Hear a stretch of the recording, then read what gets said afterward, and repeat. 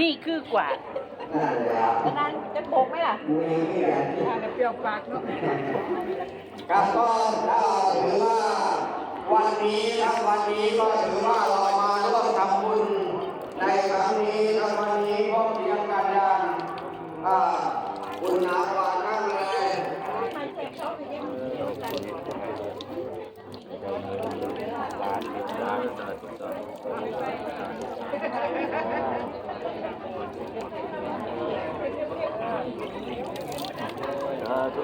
หายสั่นเถอะเด้อหายสั่นเถอะเด้อสาธุ แ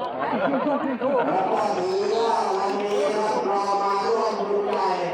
มาร่วมบุญใหญ่ในวันที่ปีใหม่ของไทยเรานั้นดูแล้วแต่ท่านก็ตั้งใจมาร่วมทำบุญมาร่วม ประเทศวันดีค่ะ คุณนำพาท่าน